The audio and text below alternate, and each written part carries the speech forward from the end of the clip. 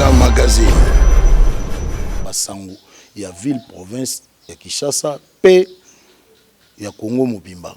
Mais lelo tolingi tolobela makambo etali commune patriotique ya Masina ndenge nini évolution nango ezali ko salama na mboka na biso na ville province ya Kinshasa ndenge nini lelo bato bazali ko privé ba kwa misusu ba eli peut-être boli misangana kende direct ba eli ya Masina ndenge nini bazali ko privé population na babiloko l'état akoki ko pesa mais bango bazali ko wela yango mais nazali ngamoko te na plateau nazali na ndeko moko obino bokoye bako découvrir to na kotika invité ye moko ameka ko s'identifier to a décliner identité na ye mbote ndeko mbote ndeko Johnny qui le dit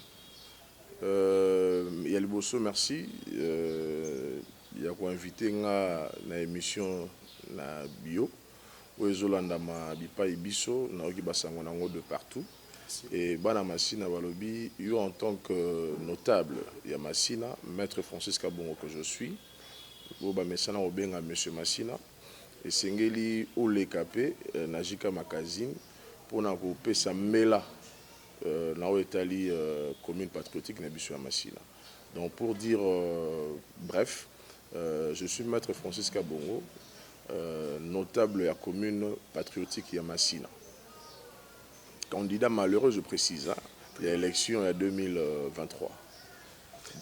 Maître Francis, ngai na lingaka mingi ba précision pour mikolo mileki to tambola kino na Masina oyo na moment élection na mona ki ndenge population ya Masina ezali kolela na nzela o ba bengi matankumu mais lelo tango l'état congolais a kanisi ko bwaka mabanga to ba banda ba travaux ya matankumu na moni ba banderole bimi wana ya osakana te mais yo zongi sima eza nini ndeko Johnny na zongi sima te bana Masina baza témoin bana Masina ba se laisser manipuler te na ba oyo ba mesana na récupération politique bayebi que ya bango maître Francis Kabongo nde a telemaki abundaki pour Marama Masina mama matankumu ezala lelo ndenge komi boy. Je dois vous rappeler une chose.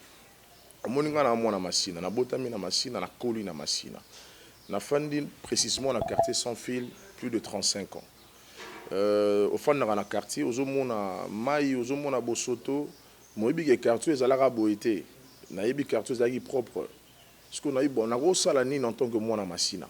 Est-ce qu'il faut continuer à aller là, à battre sur Bosoto, salité, maï, nzela, olegezate, courezate en sécurité, nabino, ngai et sengeli, na tele malogwa mobali, na betambela, na tungisa bakonzi, pour ba mettre un peu côté la situation, il y a Masina précisément, il y a Oetala Ginzela, il y a Matankumu.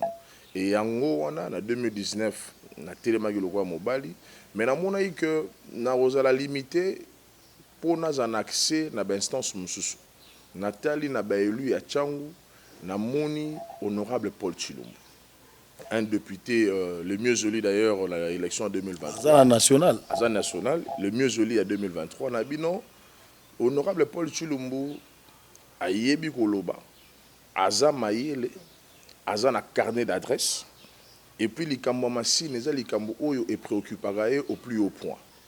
Na lobby na kangamana honorable Paul Chilumbu pour na simanaye na joie facilité à accès na ba instance et belé pour na gobeta mbele na mambo etali Masina et honorable Paul Chilumbu lokola yemoko pas déjà très engagé na mama Masina a lobby boya totambola elongo nde yango wana na 2020 honorable Paul Chilumbu a memagi biso en tant que ba notable ya Masina. Et pas il y a ministre provincial en charge des infrastructures et travaux publics, maître Thierry Kabouya, ou le ministre intérieur. Tout cela qui a Thierry Kabouya a ébissibiso que voilà, Matankumu ezali parmi les priorités à ville, mais Mikakatano ezali ba moyen, bazana ba moyen te, ceux qui honorable à Tambola, bipa na bipa il faut na goluka ba moyen. En 2020, c'est au Tambolino honorable, et pas ministre infrastructure sérieux, on a un FCC Willingo Post. Honorable a commis Mikana la présidence de la République.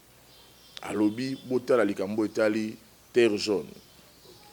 Kulumba. Terre jaune ezalaka Terre jaune ezali combat mené par l'honorable Paul Chilombo. Mon biloko to mona. papa koloba mwana te po biso toyebi que terre jaune muta salango député mo boye faut pas na citer comme mais batu nyonso bayebi. Non, batu bayebi te. Ce batu bayebi eza ba député paresseux. Ba récupérateur, c'est-à-dire que yo sali musa na ya makasi bango baye na communication na média ba ti ba bandero ba biki eza bango ya mamuto mona lelo na mambotel matankumu na kokoma place wana. Terre jaune honorable Paul Chilombo a écrit une lettre ba document yali adressé na conseiller en charge de l'infrastructure la présidence de la République. Okay. Transmis copie pour information na ba autorité nion so ba telema mwanzela pour na kosenga sala nzela terre jaune Kulumba, Pelende, na Matankumu. Tout na ba difficulté à Matankumu, Matankumu baliembongo, Matankumu baliembongo, boyebi lisolo ya Matankumu baliembongo. To dénoncer ba balia kimbongo. Biso to zwagi matière car pas ya ba élu. Moko ba élu ayi ko découvrir que batu baliembongo ezaki destiné pour la construction ya Matankumu. Honorable Paul Chilombo to continuer en 2022 te recoute na susu na même ministre Thierry Kabou. À lobby honorable en tout cas awa difficulté zaka ba moyens zo persister. Luki la bisombo. Honorable est allé en 2023 voir le ministre de la Finance Nicolas Kazadi ou le député. Ministre de la Finance a dit j'ai deux caisses de l'argent pour na Matankoum. On a 2 ans en 2023. Malheureusement, il y a une période d'élection. Batoubaké campagne, le gouvernement est tombé, moins de caisses mbongo et zala quitté. To continue en 2024. 2024, démarche bandi, honorable Paul Chilombo a qui recoutana na ministre actuel, Excellence Alain Ouazali, Alain Chilungu, Ouaza, ministre provincial et infrastructure et travaux publics. A Koutaï Naye, à ABC Excellence, Naye pour Nalikambotali, Matankoum. Excellence Alain Chilung, à Naye, honorable, effectivement, Matankoum, ça fait partie de nos priorités. Mais bah, urgence, ils en ont Matankoum, Matankoum, ils allaient, mais tous un problème moko. D'abord, il y a les bossos moyens athées. Il y a mis balé, études, il y a Matankoum, ils actualisés. Ce qu'on a sunga biso, il y a relouqué la biso, monsieur. D'abord pour les études, ensuite pour la exécution de travaux.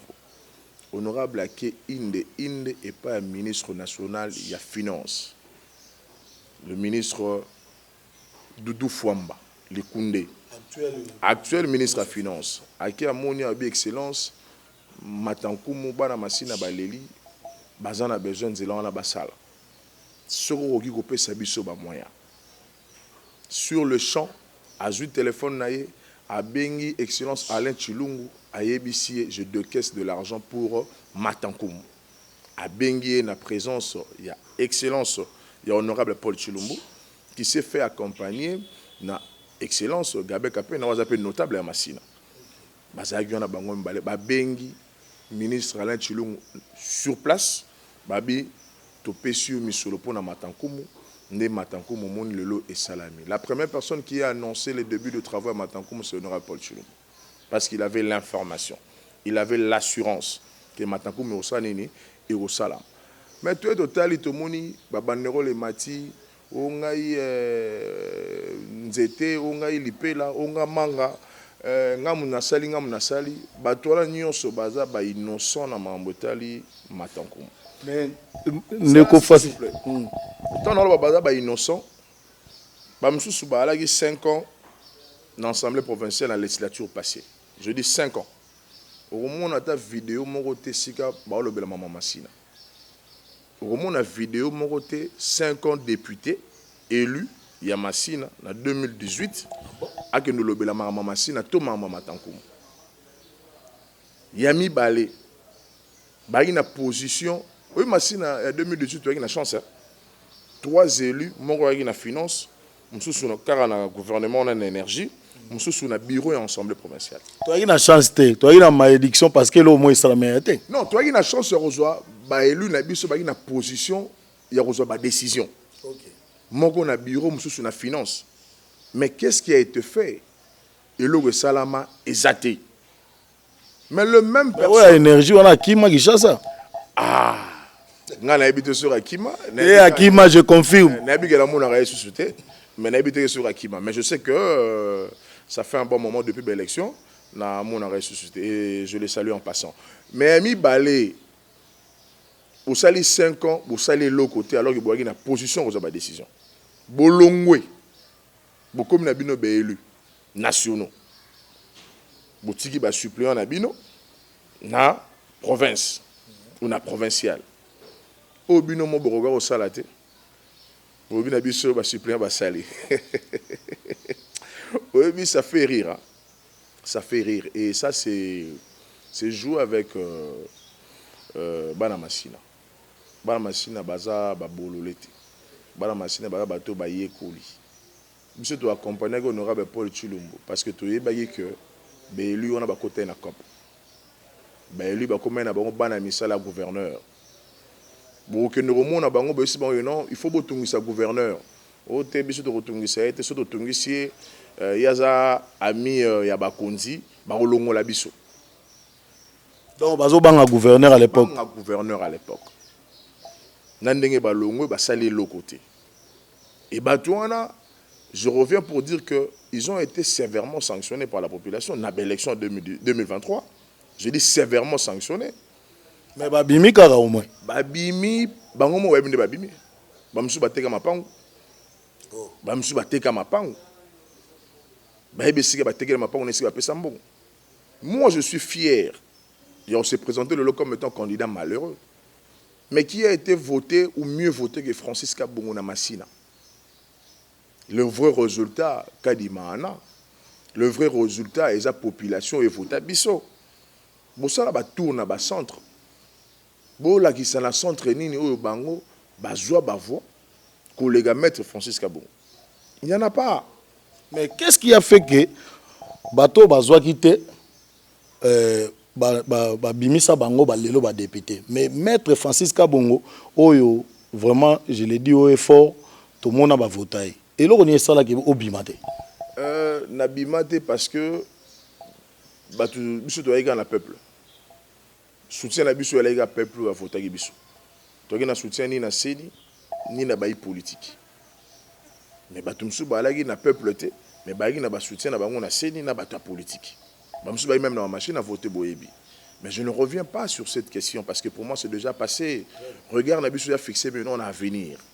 Mais toujours ça là le lot makasi ya ko fixer opinion le roi ndenge to mesana maître Francis Kabongo tambola masina mobimba ko banda mapela fomontsuka boba abattoir kimbangu ba quartier nyonso masina kene na fina partout na tambola pona ko lagisa ba autorité état situation ya masina na lagisa rai na lagisa banzela je montrais état chaotique ya commune à Masina. Et puis je réclamais que Bisso soit commune patriotique et que nous avons contribué pour la paix. Namboka Oyo. Tobunda pour nous sauvegarder l'intégrité territoriale de Mboka Oyo. Et que nous avons droit. Nao Etali, Kishasa. Tant que sa répartition, il y a Bilo quoi Kishasa, ça dit qu'il y a mis Sola Kishasa. Il faut battre la ramassine dans la liste, il y a priorité. Bisso Tobunda pour Namasina Oyo. J'étais encore jeune en 99. Mais je me rappelle. Namona bandeko nanga bazwa masasi namona batuto obunda na ba rebelle à main nue na commune ya Masina. J'ai vécu ça. C'est vrai, c'est vrai. Belé balaki tam sous je ne sais pas na Kindele na Bumbu na Selemba nous étions là. Na Mabele mam. Na Mabele mam, Mabele na biso to benga Masina chez biso. Parce que c'est chez nous. Mutu monta ko linga mo ne pas na bango ba sakana. Mutu monta ko linga mo ne pas na bango ba potango salité. Afana indifférent comme si alina mono kwa kolobate yango to kolemba kolobate yango to lobi lelo toujours senga merci à liboso na chef de l'état to sengi merci la ministre Doudou Fwamba pour na sens na écoute et merci à makasi na honorable Paul Tshilombo Kolo mutasala genzela matankumu salama faut préciser mutasali que basala matankumu c'est honorable Paul Tshilombo et bazo benga ye papa matankumu. Parce qu'on ne doit pas se voiler la face. Les images sont là, les actes sont là, les écrits sont là. Ce moutoumora menagi komba, balak ça ba écrit. il a écrit, il a contacté. C'est un rapport, hein? C'est difficile. Le ministre Doudou Famba, voilà, c'est compliqué. Mais c'est honorable Paul Tshilombo qui a fait ça. À mon abatunion, à Tambola, à la pongite pour na mama matankoum. Et puis à l'obaki, na campagne électorale, ceux qui basali matankoum te, bo voter ngaïté. Et réaliser le rené à l'obaki. Ouais, bitangu to komi na ba novembre, honorable Paul Tshilombo. J'étais en train de douter parce que la promesse est moins mingi. Mais la société est comme ça. Je suis en contact avec la société, voilà, je travaille au salaire 3 mois. Il a l'information. Et d'ailleurs, je précise que Togenego Mona DG Asnel, M. Fabrice, tenait au coup d'un aïe parce que Excellence Alain Tshilombo, ministre provincial, il y a travaux publics. Ayebisaki na honorable que ba difficulté est allée sur le terrain où ils ont retardé l'évolution des travaux, notamment ba pylône Yasnel où ils ont jalonné avenue on a il fallait go déplacer yango honorable qui remona DG Fabrice à solo linaye à mettre en contact na DDK pour ba réfléchir na ba technicien Yasnel. Comment la pylône national on a pu permettre aux ingénieurs au basé sur le terrain d'avancer dans les travaux. Il a l'information. Il est là à l'écoute et il est là en action. Yango biso en tant que notable Massina na leki na nzela na bino pour na repérer sa précision on a batuba kitisa banderole na bango so bozana honnêteté intellectuelle. Qui tisse banderole na bango ba reconnaître que Massina a un défi bela relevé ce qui honorable Paul Tshilombo lelo alongi ya matankumu etikali ebele oyo esengeli ya kosala fumuntu kanzela ya rai vallée batuba ozinda na vallée terrasse ya kosela bango terrasse zate ce qui mbule beti mayanji le tondaka robinet ya na vallée ona esalaka lisusu te ebenaka mai ba famille belé na vallée wana soki mbule beti bazindaka to kita pe kuna honorable Paul Tshilombo tango ba kosala yango au mona mutamati si bandero lo voilà ngam na osala. Merci beaucoup na balandi ya Jika magazine lelo to ngito lobela susu eloko moko lokola to lobeli makambo etali matankumu na maître Francis Kabongo mais tango na do kota awa na quartier o ya vandaka na moni bembe moko na coin na na avenue Kingabwa babetaki bal lobby na butu je ne sais pas si oreille babal et ça qui lobby ndeko akufi tisiko na tike bembe wana insécurité toujours dans sans fil nini ezo sala bon oyebi ndeko Johnny eza pasi pemawa omoni ndeko akufi mais omona mutu moko ta ko matsa banderole pour le bagage voilà je laissais la population vivre dans l'insécurité alors que j'avais le moyen de remettre bango en sécurité. Maambo etali Massina balobaka ba otonga ba souciati na Massina o mobimba oyo chaque quartier za na ba bureau ya souciati ya bien to na police moko équipé ezaki na ba édit budgétaire ya législature eleka batonga ta souciati mon côté tobeti mbela likambo insécurité awa na Massina tolo bagayango Massina particulièrement Massina sans fil kulune ya la raté mais aoeza ba vol en main armée ba criminel ba bomi ba papa boni obisuto yebi ba bomi ba ndeko boni ba cambrioler ba cambiste boni na Massina sans fil là dans les cambo ba bomi mutu eza fait nouveauté to mesani to vivre en insécurité. Il y a des commerçants qui gagnent mieux que les députés. Mais ils ont aussi besoin de sécurité. Il y a bango na babia na bango. Mais au moins, ça l'a ngoté. Le cause la police comme quoi et le quoi l'olendo. Tout le monde c'est peut-être on a 4 policiers. On a félicité honorable Paul Tshilombo. Et on a reproché. J'ai dit mais tu n'as pas de policiers. Non, c'est Dieu qui garde. Population a voté. Biso se va voter pas peuple. On a besoin autant de policiers mingi. Parce que le peuple on est si que nous sommes dans le cas. Aza on a pour na ko koyambanga ko sécuriser ngai. Non, et bah misusu moni batamona ba policier par rapport ya ba rancune ba na ngona ba quartier ba ali malgré ba vota bango. Mais bozana ba rancune tendeni ni ebele balaki ba député ya ba kuluna. Oza élu au lieu au travail dans le sens il y a sanctionner ba kuluna ndeto au mona lelo ministre de l'Intérieur dans l'opération Ndobo que je félicite. Ndeto au mona ministre Constant Moutamba que je félicite également. N'enga zo accompagner le ministère intérieur pour na réussite de l'opération Ndobo. Mais tout le monde a masina ba élu ba sangisa ba kuluna. Ba sangisi kuluna ba pesa bango conseil comme si le kuluna avait besoin de conseil. Juste après massa se bandi go beta batu ba panzani ba créer insécurité. Kuluna oyo sangisa kitan bazo kabwana bazo leka na nzela ratissage ko boto la biloko ba mama mapa biloko nyonso ko panza. Tout le monde a député à Bakuluna. C'est la raison pour laquelle ils ont affaire au Kuluna. Au ba prometa biloko ba pesate. Au ba kosa bango que to sa ba pesate. Ne ba tamwana ba policier. Mais biso yo to tamwana policier pour la promener. To tambola to alikamna motute. Tu es que non peuple oyo a pesaki biso confiance a renouveler biso ngona maponami roya. A renouveler la confiance sur base et engagement. Lolo Massina sans fil est témoin. Olinga Francika Bongo Olinga été en tant que fils ya Massina à Téléma à Betambele à Mamboteli quartier sans fil. Petro Congo n'en parlons pas.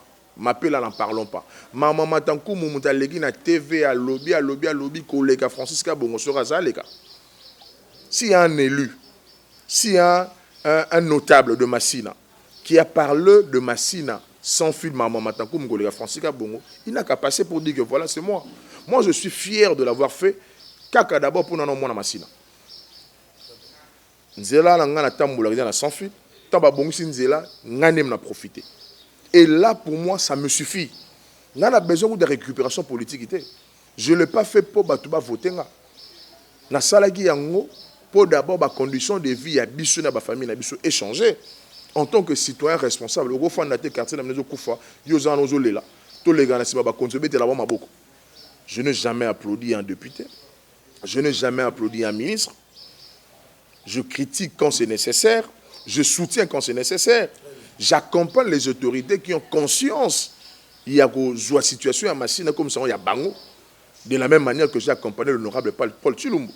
Je l'ai accompagné parce que je vis en lui le souci, l'engagement, l'amour de la commune de Massina. C'est la raison pour laquelle aujourd'hui Massankou est effectif. Donc il faut comprendre que les amis, les jeunes, il faut cesser d'être applaudistes. Tobeta maboko ernion yo l'équipe bango yo des champions o l'équipe bango na nini Finuku. Soyez mufinuku, soyez libaku, soyez gogo, soyez quoi que ce soit et rozala na impact kaka ce que je apporter ba résultat na ba problème quotidien au biso ba na Massina tous rencontrer. Mais ce que je apporter ba résultat la ba vie na bino.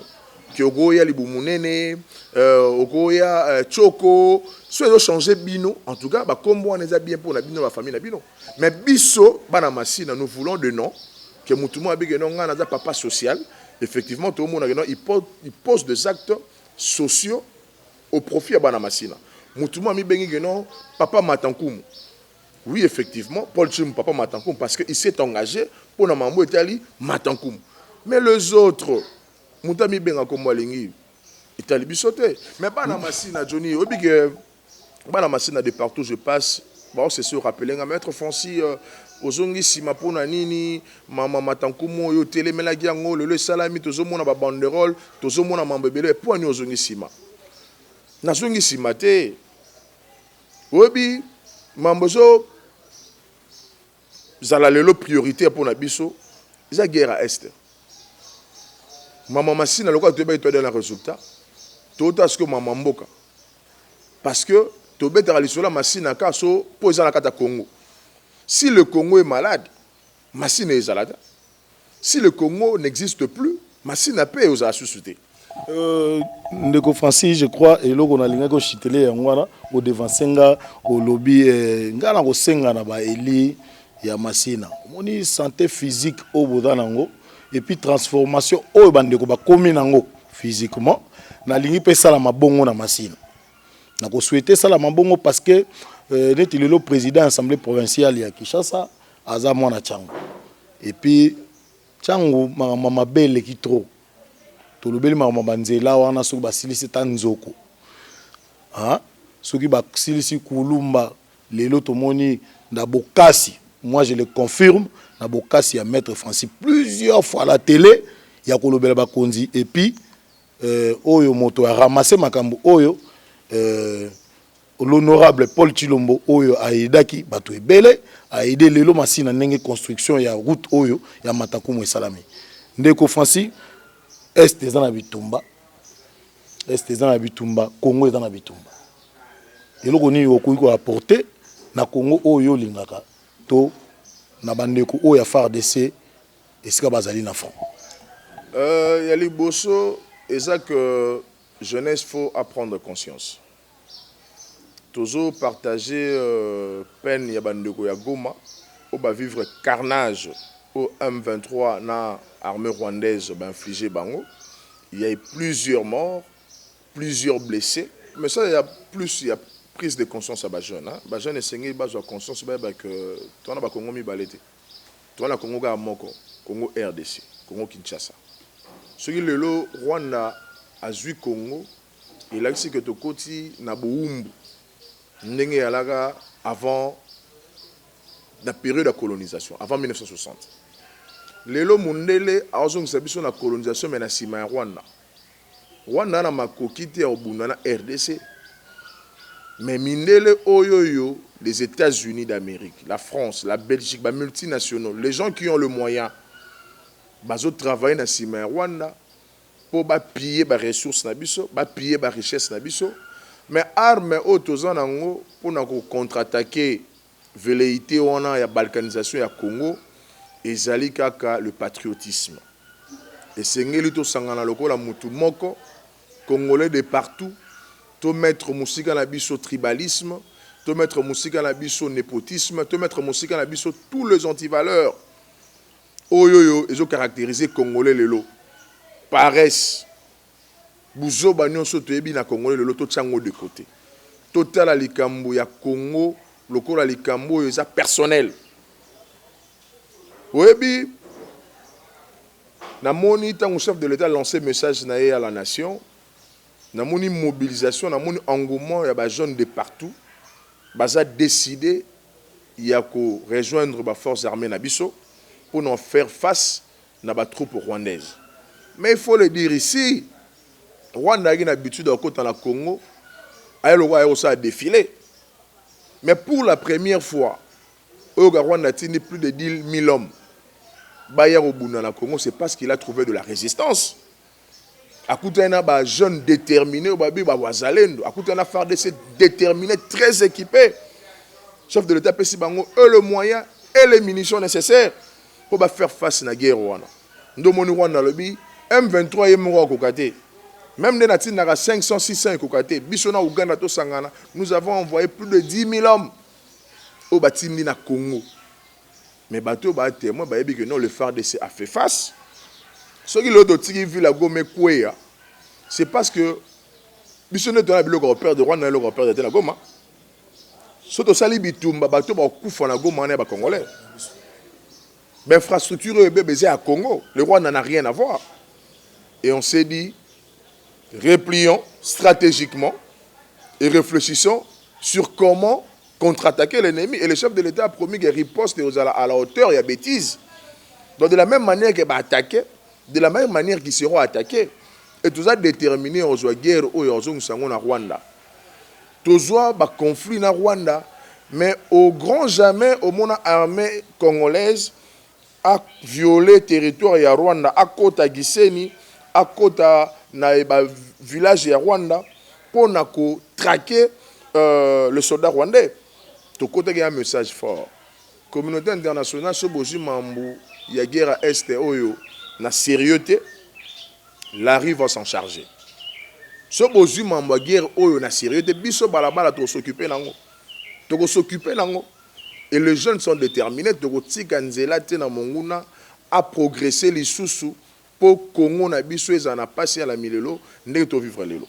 Mais je profite aussi pour saluer les efforts consentis par le chef de l'État pour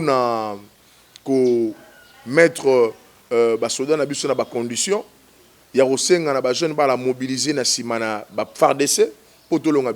Et le chef de l'État, en tout cas, sur ce point-là, merci. Au moins aujourd'hui, les Congolais, il y a un bunda pour Namboka. Les Congolais à nationalité douteuse. Les Congolais il y a double loyauté.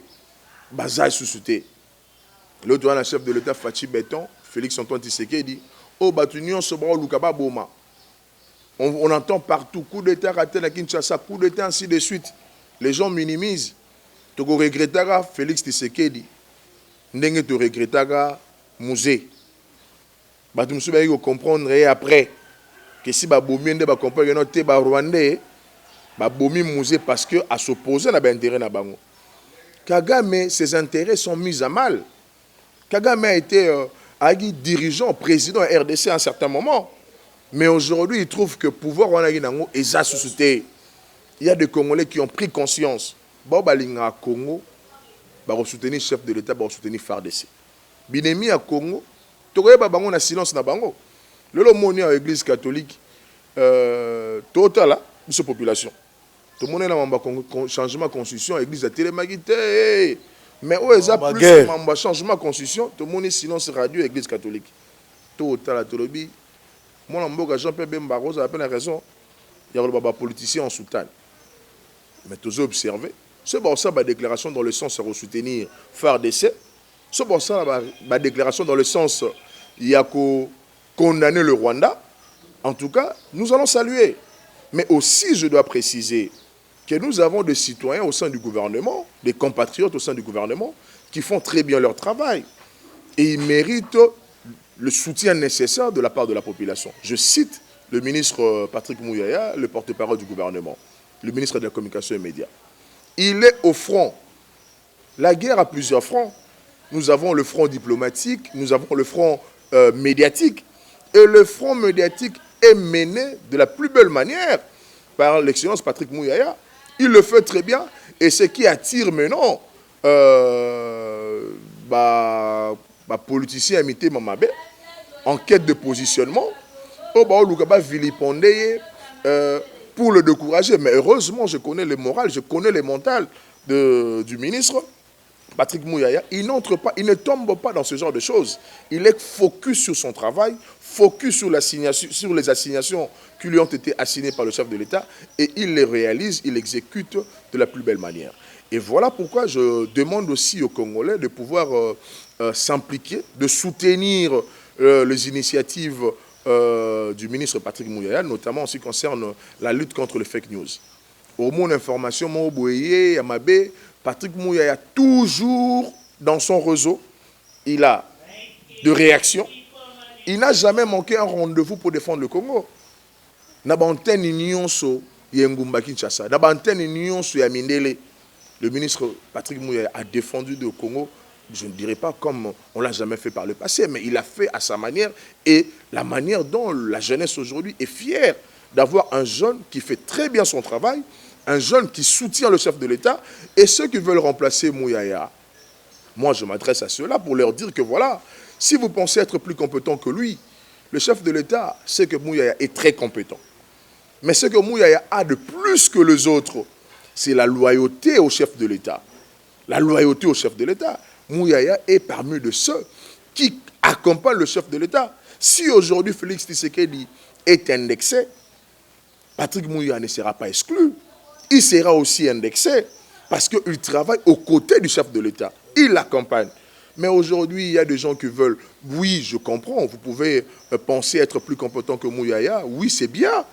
Il n'est pas le seul compétent, le seul indispensable à ces ministères. Mais est-ce que vous avez la loyauté que Mouyaya a vis-à-vis du chef de l'État? Est-ce que vous avez les soucis que le ministre Mouyaya a pour le chef de l'État, a pour que le chef de l'État réussisse son mandat, a pour que le chef de l'État mette fin à cette guerre? Il est dans toutes les réunions, il participe, il connaît la situation, il a le fait et il donne des réponses appropriées à ces faits-là. Mais au monde, tout le monde a fandi, abandonné comme à Facebook, a fini ministre Mouyaya. Quand je vois ça, je regrette.